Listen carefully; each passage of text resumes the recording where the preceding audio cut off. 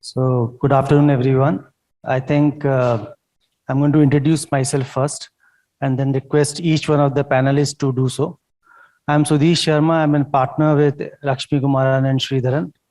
I'm a co-corporate lawyer doing M&A and restructurings and regulatory as well as employment and labor issues. Before I jump on to how to decode the new labor codes, I will just request each one of the panelists to say what they are doing and give a brief introduction.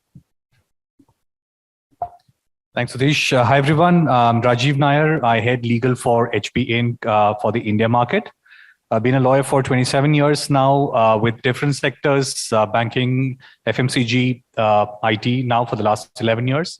Not an employment lawyer by specialization, but I look forward to sharing my thoughts as a general counsel, wearing the generalist hat that we wear on a regular basis. Thank you. Good afternoon. I'm Hemant Kumar, Group General Counsel, Larsen and Toubro. Thank you. Good afternoon. My name is Yogesh. I'm the General Counsel for Hyundai. Have been in the legal profession for 21 years. Earlier was part of the oil and gas industries. And for the last 10 years, I've been with the automobile sector. So happy to be here. Hi, good afternoon. My name is Aparna. I'm the founder of Samana Center. We are India's leading consultancy on DE&I and ESG. Before setting up Samana, which I set up a few years ago, I was a corporate law M&A partner at tier 1 leading law firms where I practiced for almost 15 years. I set up Samana because I saw, and we're going to be talking about that with Sudish today, about how the Indian market was changing and to match up to global norms on ESG and D&I. Thank you. I will share my initial comments about the new labor codes, and I would like to divide it into 3 baskets. First, consolidation. Doesn't seem like that's merely consolidation. Consolidation reminds us of several stuff which we have seen in the past. We used to toil from reading one press note, then gathering some other press note. Government took the wonderful step of consolidating the FDI policy. But this new labor codes, like I said, is not restricted to consolidation. There are interpretation issues. There are positions which as general counsel you will need to take, and you need to sanitize the stakeholders, what positions you are going to take on that. Second is standardization. One of the sectors which we recently saw and which is a big churner in the economy is real estate. One of the objectives of RERA was to bring in standardization, and as part of that process, they standardize certain drafts of documents. Obviously, you're a free bird. You can tweak those drafts so long as you're within the parameters of law. Correct? Now, you see a glimpse of standardization as well in the new labor codes. One of the examples is that we all are used to leading lives in a particular fashion.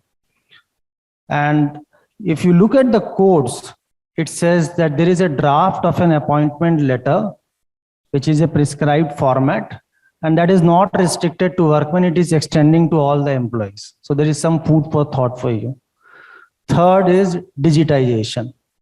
They have brought in the concept. You already have ease of compliance rules. You are allowed to maintain records in digital formats. Fair enough. But now they have walked an extra mile.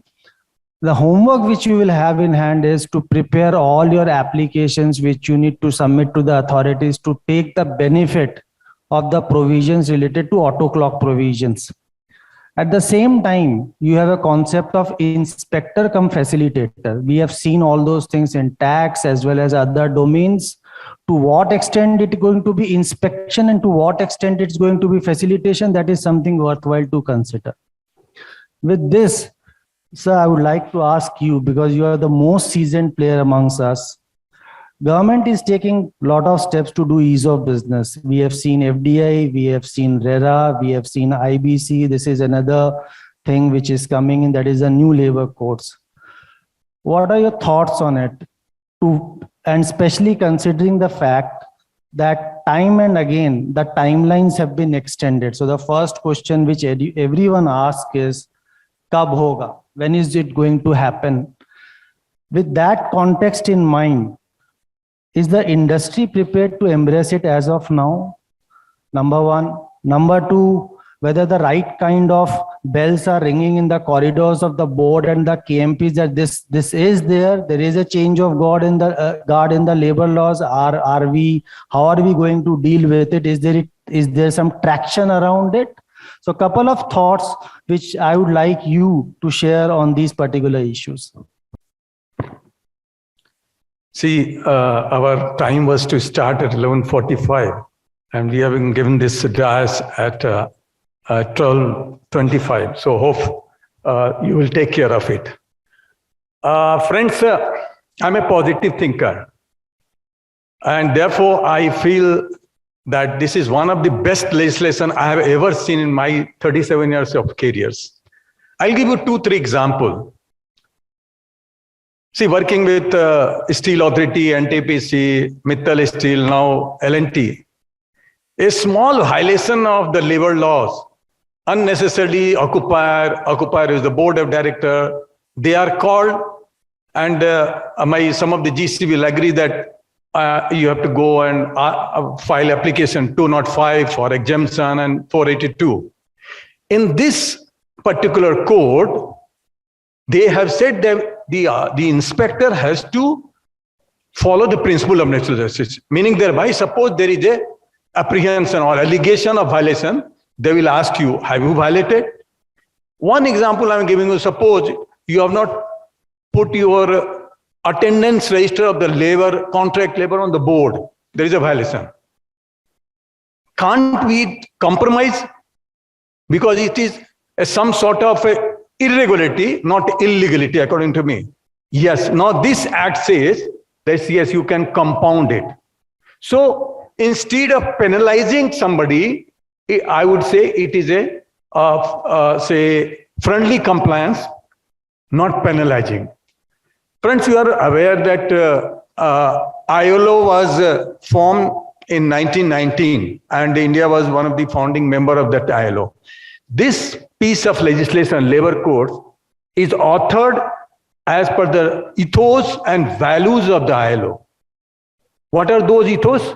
If somebody says that inspector and facilitator, this act contains that he has to first visit your factory.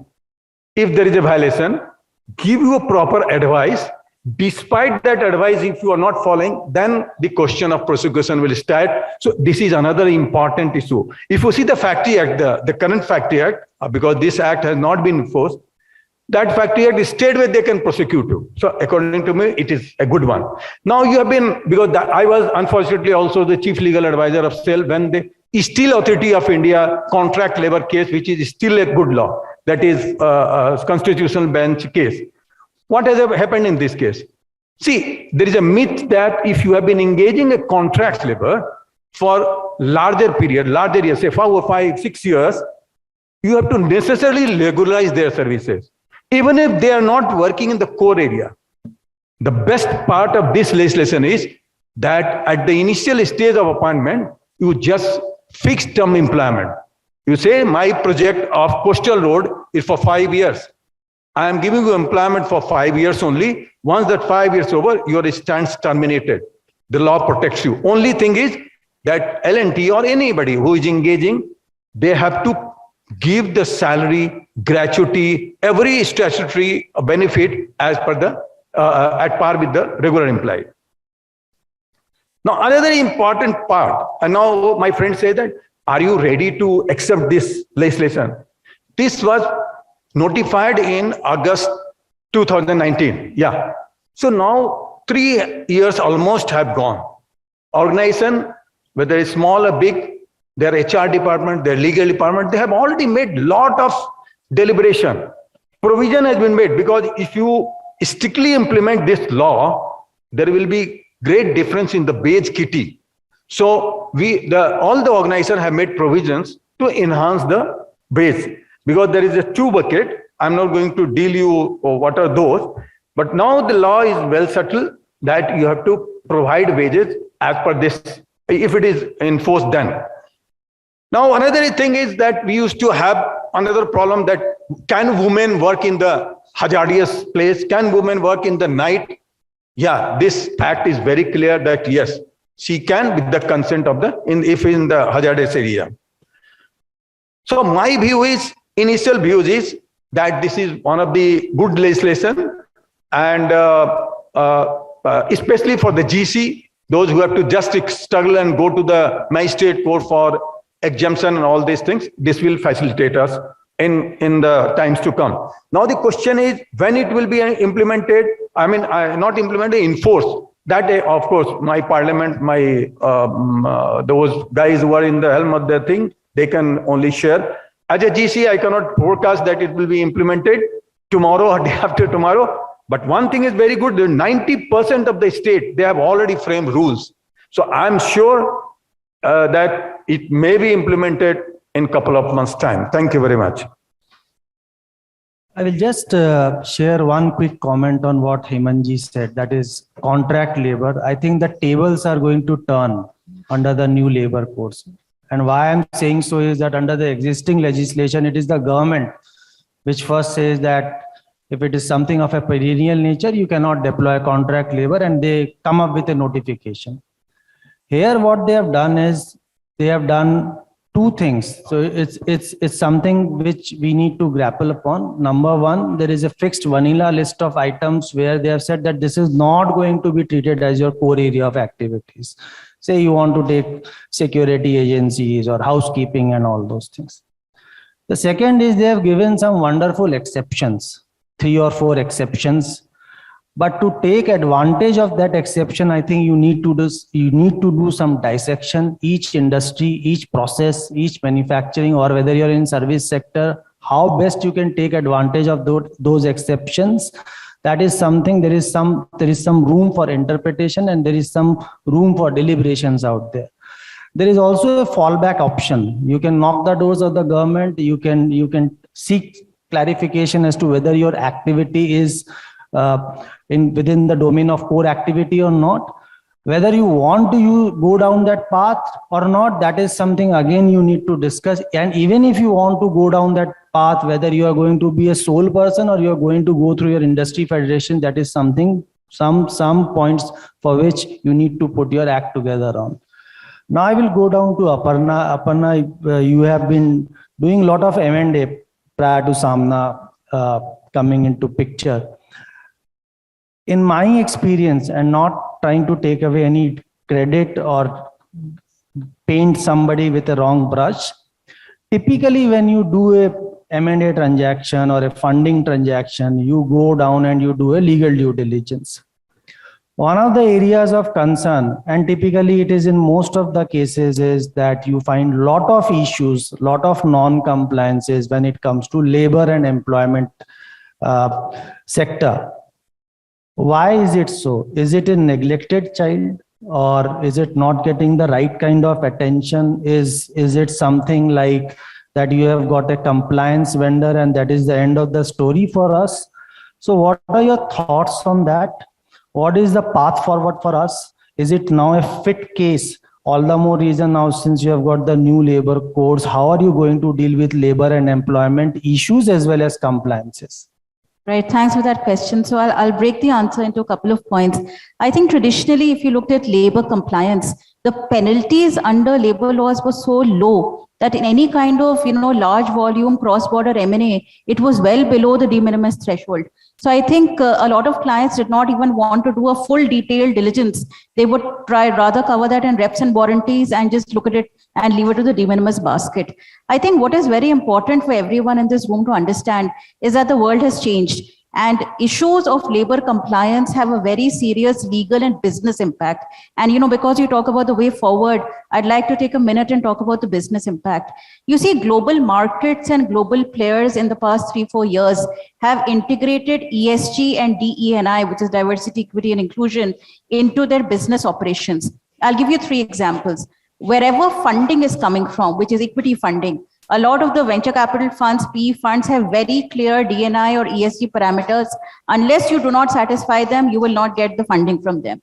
If you look at the very large infrastructure loans, I'm talking about the loans given by ADB and the likes, they have a very clear multi-crore sub-allocation on GESI. GESI is gender equality and social inclusion. If you look at even projects like the Mumbai Metro Railway, if you pull out the RFPs, you'll see there's a very large component focus that unless this project complies with social inclusion, those are key conditionalities of the funding. And the third aspect is supplier diversity. I think a lot of the GCs, especially those of you who work with MNCs, you know that, through your supplier contracts, now it is mandatory that your business goes to vendors, either on the service side or on the supply of goods side, which are representing historically marginalized communities. So we have to understand that if Indian companies have to compete in the global market, and they have to be at the top end of the queue when they have to access debt finance or other funding, or even the business, they have to show that they're willing to walk the talk, and they will take historically marginalized communities with them. I think inclusion and ESG is misunderstood. It's only gender. It's not only gender.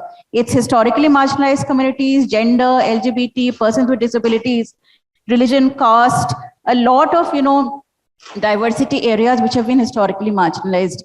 What I also want to underline is, I think Mr. Dugal also talked about it, is in countries like India, where the local law has not kept pace with the global development, Indian companies cannot hide behind the lack of evolution of Indian law. Even if the Indian law is rudimentary, has not evolved on these aspects, when you're competing for global capital or for global business, you will still have to satisfy those thresholds, which the larger corporations are going to institutionalize in their own companies, either for giving out finance, giving out money, or giving out business. So in fact, it is important that the GCs and the GC office steps up and ahead of the market and ahead of the Indian law creates these parameters. A lot of the work that I do now with large MNCs on their ESG mandates or DNI or strategic consulting, you will be surprised, it's not the HR, it's actually the General Counsel office which is directly involved in that. And in fact, it's the CEO office, because the global world has realized that unless you take historically marginalized communities with you, the business is not going to come to you, the capital is not going to come to you. So I want the audience to contextualize labor compliance, issues of governance from that perspective, that if you're not going to do it, it's going to impede or be a restriction in the business that you do, not just some penalties under the labor code or otherwise.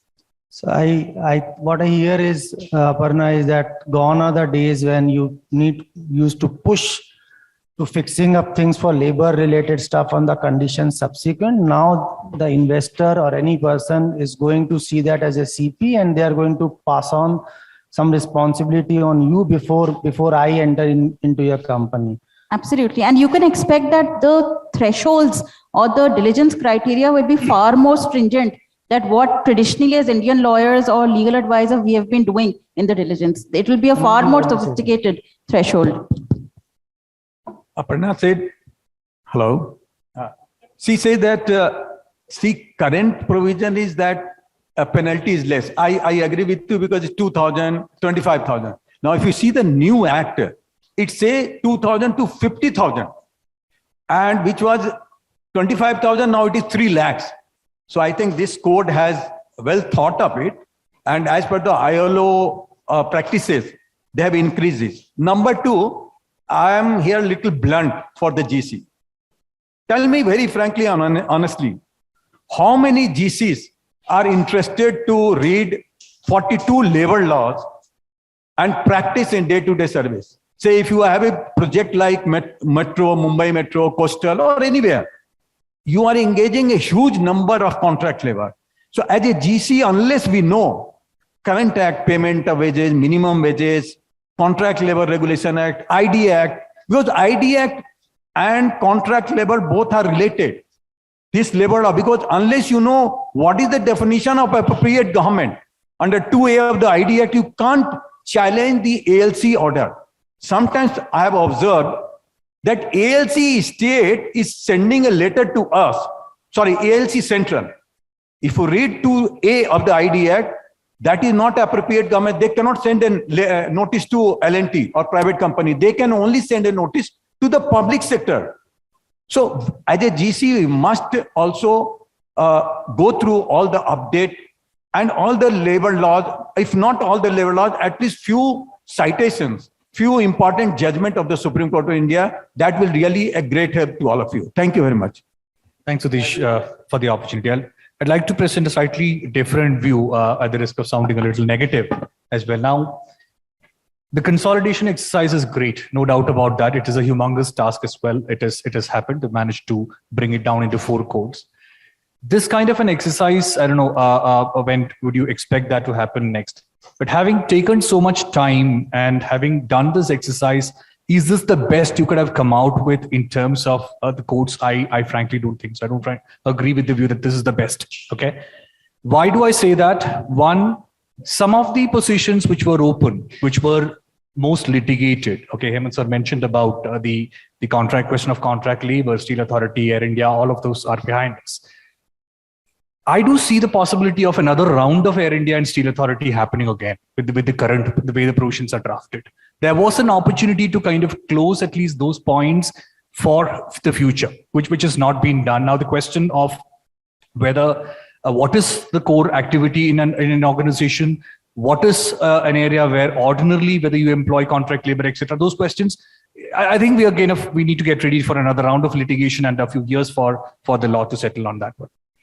2 is what we look for is certainty. Of course, there's a lot of debate about the increased cost to organizations because of the definition of wages and other aspects. That apart.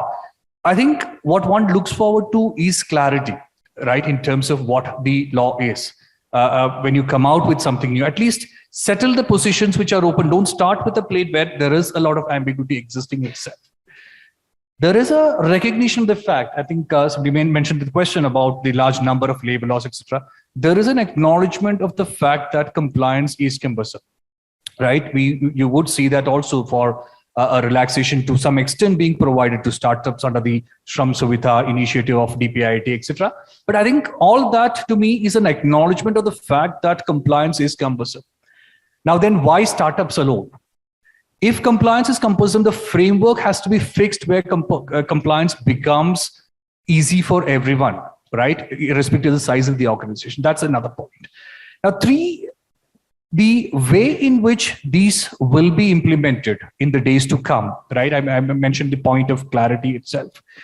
Whether it is increasing the threshold, specifying a uniform threshold for government approvals for closure, retrenchments, etc. All are welcome steps, right? We had a past where the Central Act had 100 threshold, states had 300. You had interesting debates. I think as lawyers, we enjoyed the debates, right? Article 254 of the Constitution of India, repugnancy, occupied field, very interesting. But from the perspective of initiating that or implementing that within the organization, it was a huge challenge.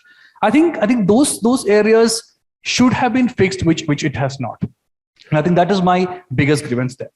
Now, one more point which I'd like to also post for the views of the panel and the other distinguished members here is that, do we really want to have a prescriptive laws on this front? Now, why I'm raising that question is, it is always this debate of rules-based supervision and principle-based one as well. These continue to be prescriptive. Now, the problem with prescriptive is it kind of inhibits me from offering a better benefit to my employees. You're pulling me down to the level of the prescriptive standard, which is very, very inhibitive for innovation. We're talking about companies having come out with their own measures, right, which may be far more superior. Now, if you're talking about that bottom 10% or 5%, which sees compliance as the goal and not compliance as the minimum standard, I think the regulation should lay it down as a minimum standard. Anything above that minimum standard should be acceptable. That promotes innovation even on the employee benefit space. I don't see that happening. You still see yourself being pulled down to that mandated grievance redressal committee, which has to have composition in a particular way, specified in a particular manner. So I think a lot of welcome measures are there in the consolidation in the 4 labor codes, but there could have been more, and at least I'm looking forward to that happening in the near future, where some of these are laid down as a minimum standard only, with opportunity for organizations to do more. Thank you.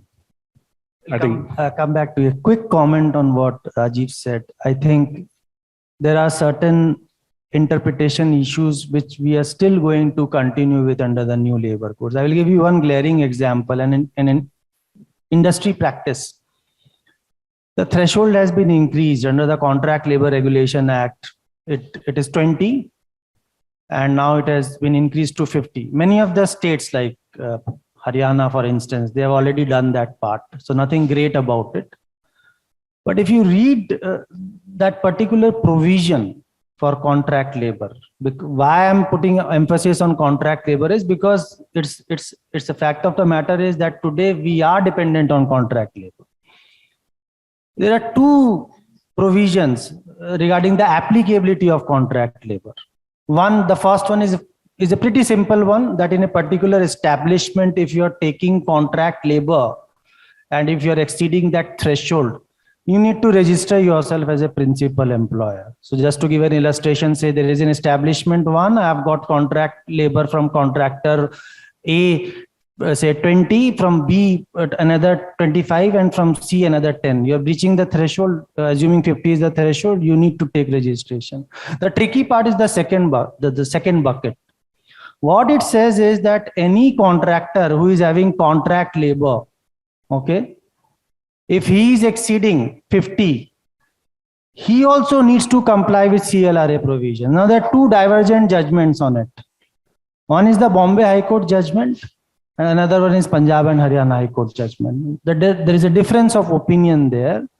The Bombay High Court is the latest one. What it says is, say there is a contractor A, for your establishment, he is only giving 10 or 15 persons, but in totality, he is having more than 50%. Still, if you go by the Bombay High Court judgment, you may be liable as a principal employer, but that is not what the industry is practicing. So maybe what you said was that this was an opportunity, a window to clarify all those things that has not yet happened. Second is what Hemant said. Appropriate government in itself is a big question mark.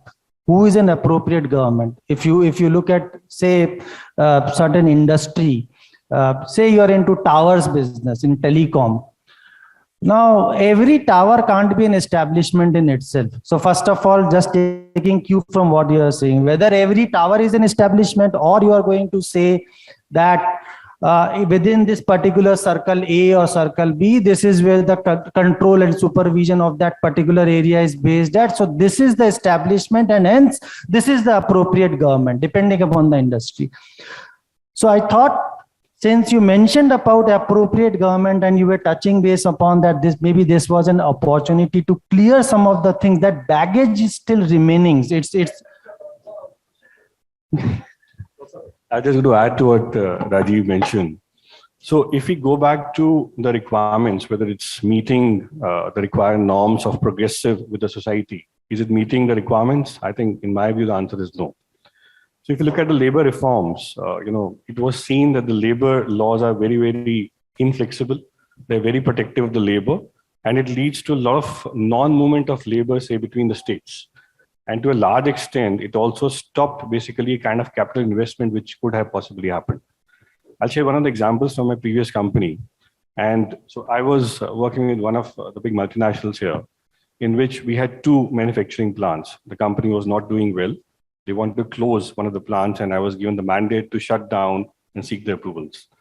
As a GC, my reaction to them was, you'll never get the approvals. You will never get a closure approval.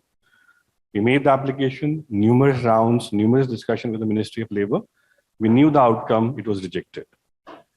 After that, we had to bring in a new buyer who was ready to take over the labor.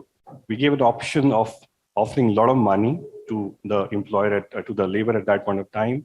There was an option for people to move from one state to another state. Again, many of them opted, but many of them rejected.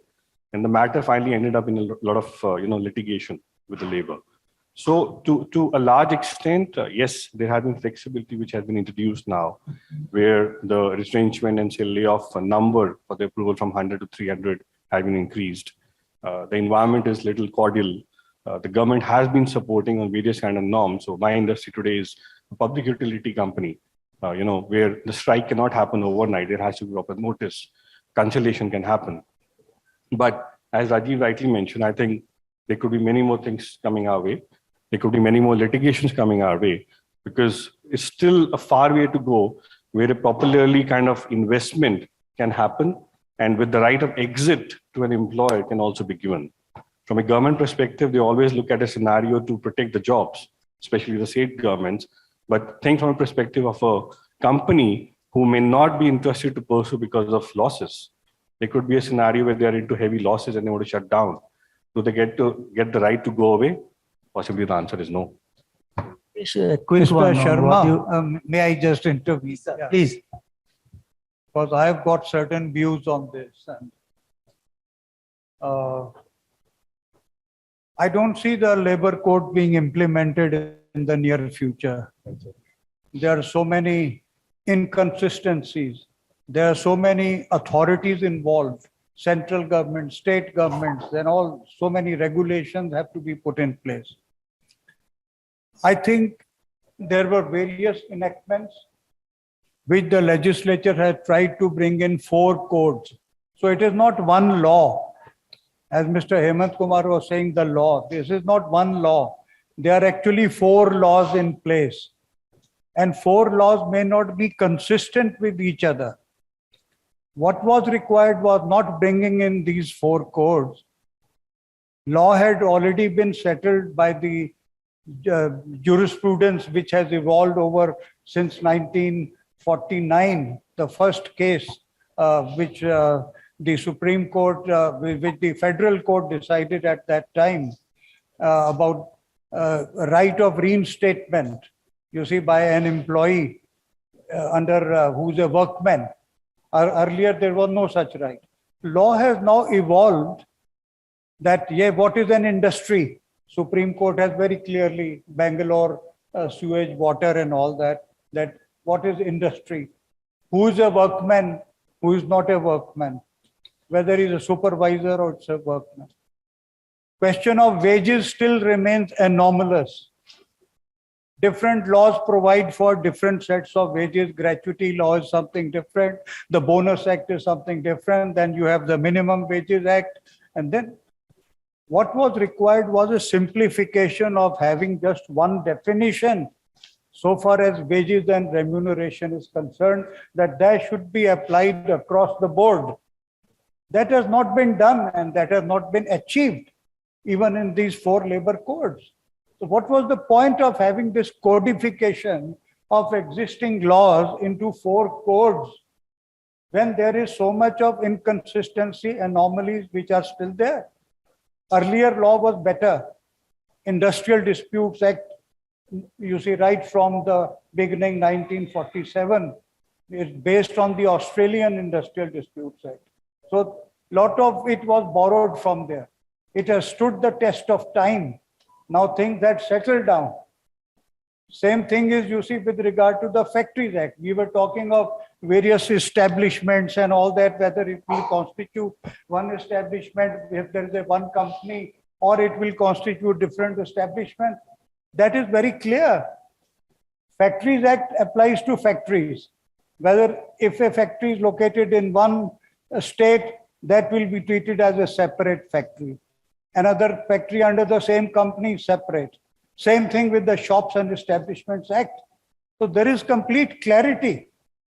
I don't see any reason, you see, why these codes have been brought in. It is only to create confusion, and I don't see these being implemented in the near future. Thank you. I'd just like to add what Lalit Bhasin sir said. Shops and establishment, by the way, is not a law which is getting subsumed in labor codes. So those compliances remain as it is. And again, one point, yes, there can be contradictions if you look at the working hours, wages, and all those things in a Shop and Establishment Act as well as under the new labor codes. There are provisions under the new labor codes which say that that's going to prevail, but there are also provisions that whatever is more beneficial, that is going to be given to the employees. Coming to what Yogesh was saying, so I just had 2 thoughts on it.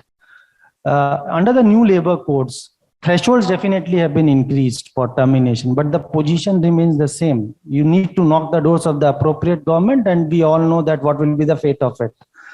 So is it time, is it a wake-up call for us when we want to attract foreign capital, when an investor is going to enter into our country? I think to some extent that's a reasonable amount of demand that, okay, fine, I'm investing in your company, but what's the complete life cycle? Tomorrow, if I want to exit, what's going to be the fate of it? Point 1. And point 2, I would also like to take a quick comment from each one of you, not only termination, the non-compete. We all know the law about it. Fair enough. And we all understand where do we stand. So is it time for us to actually revisit that particular provision of non-compete and maybe especially for the KMPs, and depending upon the duties and obligations, at least a process of garden leave can be started? So I would like to start with Yogesh and come back to you. Aparna, I'll take the first question, Sudish. So in my experience, the labor laws are still not friendly. When it comes to any kind of investment happening in India, there's always a green picture which is given. We will try and be very, very friendly. But if a situation arises where any of the company wants to exit, it never happens. I mean, today also, I'm sure in various courts, there are various kind of litigations which are there. We know of particular case of General Motors, wherein, very recently they wanted to shut down the other plant what they had in Telangana. That's the previous company I was speaking of. And they want to exit. So there was a lot of litigation which was happening around that. The government refused to budge. The government refused to give approvals. And finally, the company has shut down. They have put the locks on the factory gate. The matter is before the court. Who gains here? No one's. So at one side, there's a kind of a negativity which gets created in the mind of foreign investor. Yet I don't get the right to exit, even while investing so much, but that should be right in any way. That doesn't happen. And the labor, in any case, they have lost, their opportunity, which could have the right to continue. Yes, they get a lot of compensation. So the fine balance always goes missing. What is the best answer? Possibly something more creative needs to be thought through. Some sort of a fund which could be possibly created for such kind of scenarios to support the labor. We thought through those kind of angles. Long way to go, but definitely that's something what needs to be looked at now. Possibly I'll pick up the second point also with the non-compete. I think we all are familiar with the Infosys case very recently, which happened. The matter again went to the ministry, which has been questioned about the 6 months kind of a gap, which the company said should be there. You should not go and compete against me in any other company. Now, at one side, the company is, trying to protect their trade secrets, confidential kind of information, but at what cost? Are they paying, say, the employee who's leaving now for the 6 months kind of a pay, not to join somewhere else? So why there should be a scenario where the employee fails to earn for those 6 months period? So either the company should be happy to pay or not stop them. That was the precise reason why I touched based on the concept of garden leave. Why not provide some legal sanctity to it? No, garden leave is very fine. But here, in this particular case, the company has been speaking that after you leave me, you'll not join anywhere else for 6 months. Who's paying for that? No one. Your thoughts on that? Just to add to that, if you look at cases on trade secrets, judgments like Priyapuri, etc., are very clear that in the garb of confidentiality of trade secret, you can't impose a non-compete. I personally think that if you really look at the substance of Article 19, freedom to practice any trade, occupation, profession, companies should rather focus on incentives to retain KMPs, ESOPs and other, positive ways to incentivize KMPs rather than create deterrents, which I think are just anti-Article 19. And in some way, I think if you see all the cases where it has gone into dispute, it just becomes an ugly founder versus investor dispute. So I think, especially for KMPs where their bargaining power under contract is higher, I trust that they will be able to negotiate better terms like gardening leave, etc., which protects their, economic situation as well, and yet protects the company's perspective in any kind of potential non-compete, at least for a minimum period. Rajeev, have we missed out on this opportunity as in when it comes into effect, the new labor codes? We are trying, and if you look at the data, for gender diversity and all those things, the data is not so very good. So couple of things. We have provided adequate benefits so far as our female colleagues are concerned, and rightfully so, for creche, for maternity benefit, pick and drop facility. Is paternity leave not something which is going to be beneficial for our female colleagues also in one way or the other? Number one. Number two, the courts have definitely creeped into the domain of providing, separate facilities for male, for female, for transgender. Very good approach, welcome approach. How about POSH? Should we not now get into the gender neutral position on that? Two things for you. So I think, Sudish, when we discuss the regulatory part, I think there are two ways of looking at it. One is that companies do these to comply with the regulations. Two, companies do these to attract good talent. I think you see the second position being there a lot. There are employees have a choice to go to organizations, and you must have even seen when companies talk about their commitment to the environment, and recent surveys show that the younger generation, those itself appeal to them a lot. So it is not that you're complying because the law says so. And that's why I said compliance should be a minimum standard. There's a lot to be done about that. In terms of the opportunity, I would say there's still a lot of catching up which the law has to do as of now itself. Let's see the staffing industry. It's a huge industry, right? You're trying to force fit the staffing model into the existing contract labor law. It wouldn't fit. Right now, look at the staffing industry in the context of what the labor code suggests: core activity, ordinarily employed, etc. Where does it leave us? I don't think it takes into account where we've reached. The courts now recognize a platform worker, a gig worker, from the perspective of social security. I don't know why it has only been recognized for that purpose. If it is outside the scope of employment, it could have been left out, but it is there. I think there is some kind of a recognition which is being granted there, right? Think about hybrid working, which is now the reality we're living in, which probably is going to be there for a future. I think these are all areas where there could have been action, there could have been a clarity provided, because if we lose this opportunity, probably when is the next time when you're going to look at these labor codes? Let's assume labor codes come into force. When is the next time you're going to do it? Now, the other issue with the labor codes hanging somewhere in between is that I think it kind of deprives the opportunity to come out with any other legislation also in the interim. So it's stuck somewhere in the middle. So I think there is definitely an opportunity lost. I think I will take quick comments, closing comments from each one of you. We'll start with Hemant because the clock is ticking. Yeah, first I'll address two issues which Dr. Bashir has raised. He said that it is not a law, courts. I beg to differ, sir, because if you see the civil procedure code, it's a law. Criminal procedure code is a law. And my view is that labor courts. I did say that. I said, no, so 4 laws are there. So these are law. And second, sir, let me tell you, the Factory Act, they have exactly brought the same definition in this new labor code. Only those. If you see all the definition, whether you see the worker, whether you see the industry, whether everything, and the best thing what this act has said, that core activity was a mutable question. Now they have given a list that, my dear, if you are implying these guys in this area, they are core activity, other than this are non-core activity. My view is, again, I'm a positive thinker, and I feel that for GC, those who has to always run to the court and get the exemption and 482, they will be little relieved, especially GC, those who are working in a big industry or factory or those places. This is my comment. Thank you. Because the auto industry is coming vehicle space, on the top of it, we have got this labor codes also. So I think automobile industry still remains a very labor industry. You need people to manufacture cars on the ground rather than moving to a hybrid kind of a ground. So that's not going to work to a large extent. But I think, so what I was going to say that it has to be fine balance in what is the expectation of a labor and say the employer, which always remain a challenge. No one can survive without each other.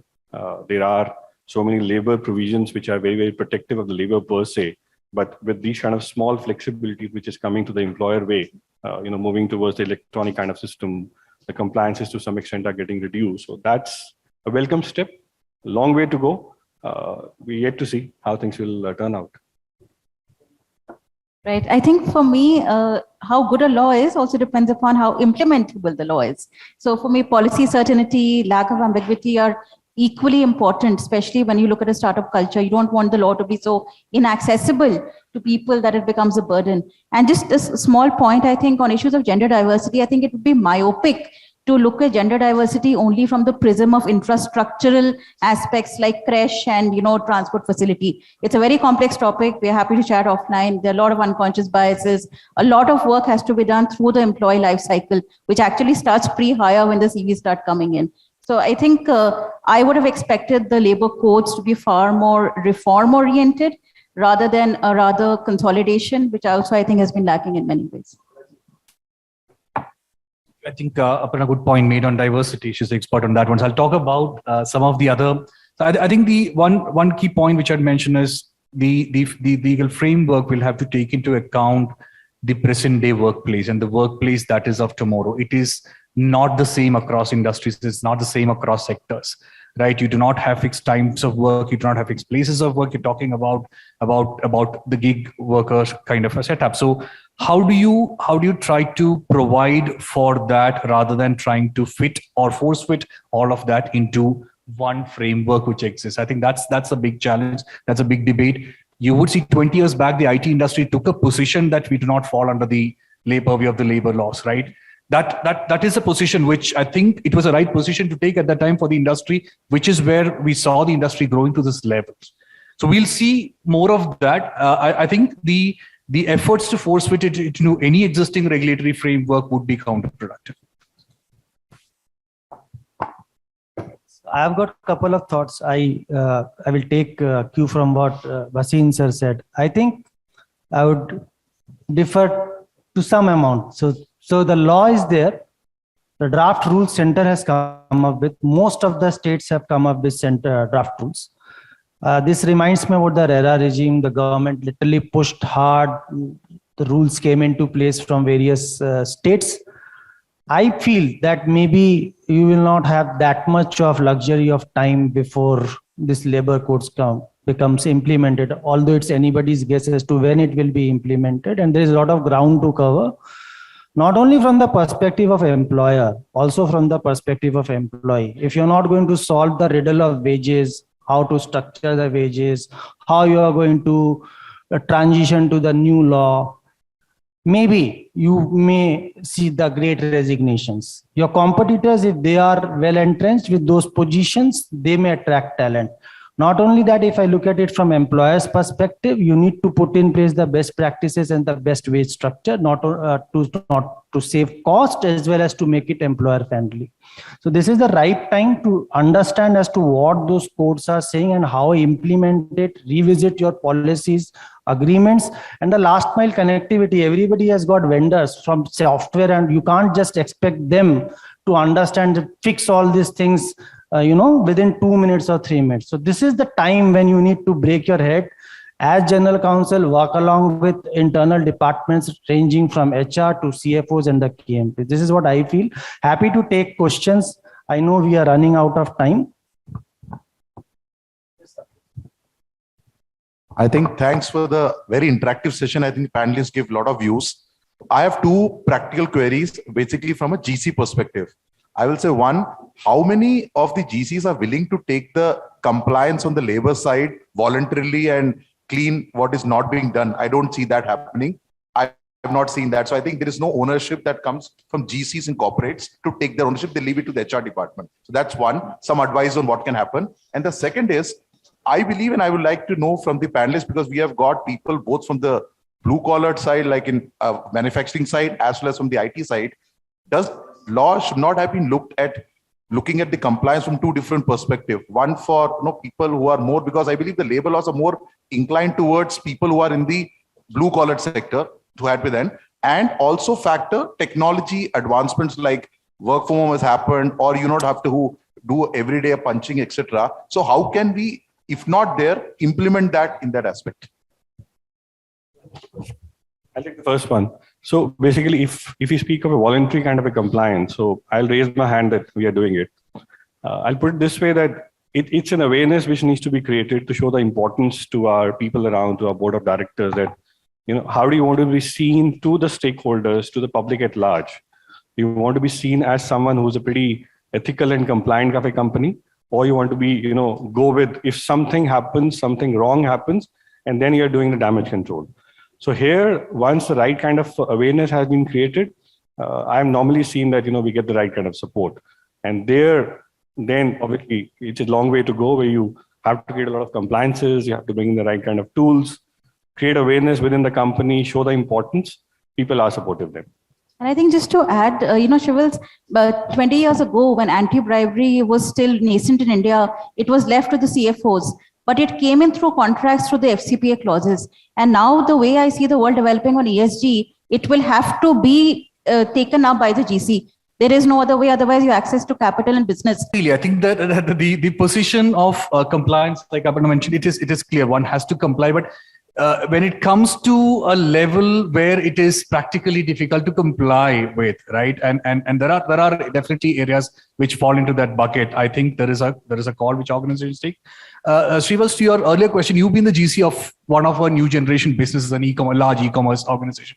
So you at times feel that are these laws made to for an organization like yours, or are you force fitting yourself into some of the definitions you find that challenge exists, and that is what I feel has not been addressed. One thing is that they have extended the standing order to services sector also, not confined to manufacturing.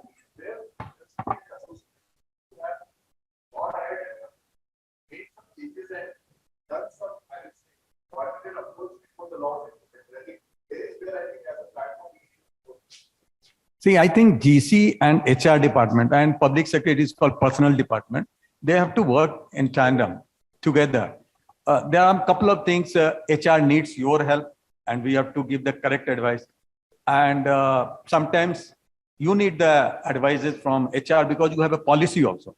So what are the policies? So both have to work together. Then it will be. And that way, I just share with you that such a large company where we are engaging 4-5 lakhs of contract labor, how many labor cases are there in L&T? May not be more than 5. It all depends. Indeed, your compliance ethos, your involvement, your commitment, your devotion, with whom you are fighting? You are fighting with the labor. Labor is not, it's very, very shameful for an organization. Yeah, if it is really illegal, like I remember that Maruti case where HR was murdered, then I am the first man to fight. But if for a small petty basis are there, 50,000, they pay it and finish it. Yeah. Thank you very much. I'd like to thank the panel. Do we have one more question? Please. Hi. My name is Ravish. I am right now on this side of the law, means I'm working as a partner with P&A Associates. I've been general counsel till 3 years back. So only few observations and maybe some query. I agree with Dr. Bhasin that law already had settled. Maybe this bucketization, which has happened right now in the name of the codes, still leaves, and Rajeev, I'm agreeing to you here, still leaves many things unaddressed. And I am particularly of the view that maybe it was a cliche that labor laws need to be changed, and that we have been hearing for years and years ago, since years and years ago. Maybe it still happened far too early. In the retrospect, would say it could have waited for the pandemic to be over, so that you could actually integrated so many learnings which a pandemic has actually brought in the workspace, so that it could be beneficial. I agree again with the Hemant, okay, because it's like, how do you actually take the compliance? Compliance is an everyday function. Compliance is not it's something which is like you have done with once and then you're happy about it. It's everyday function, and in an industry which works with a few lakhs of people, I think it will be cropping up the problem or giving up the problems every day to be attended in a new way.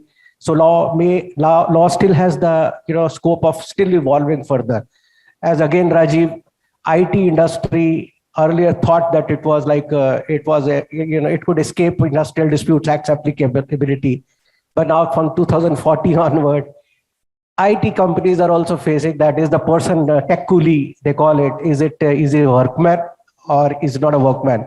And mind you, there are lots of cases which are being faced by the IT companies also on this space. So this is something which is happening. Again, on the compliance part, which has been our view and which still needs a validation, whether general counsel should actually volunteer to take over the compliance or not. You see, you can't be the doers and like in accounting, they say you can't be, passing and vouchsafing yourself. It has to be somebody else. GC, because of his role, has to take a position for the business.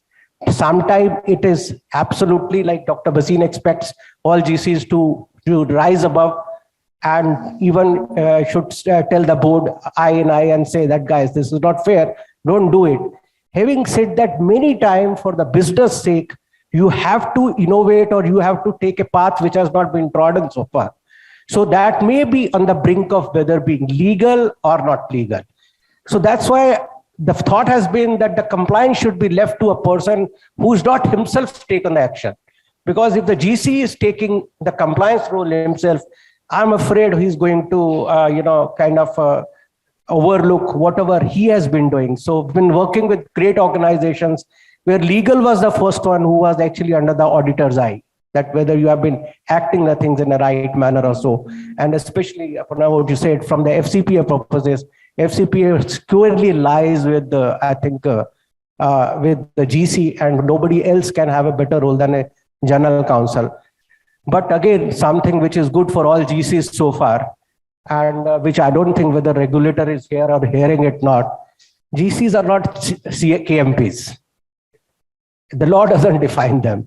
GC may be sitting on the board. So I need to interrupt. We have already received a prompt. The time is up. And Sure. we are running. Sir. Thank you so much for sharing your wisdom with us.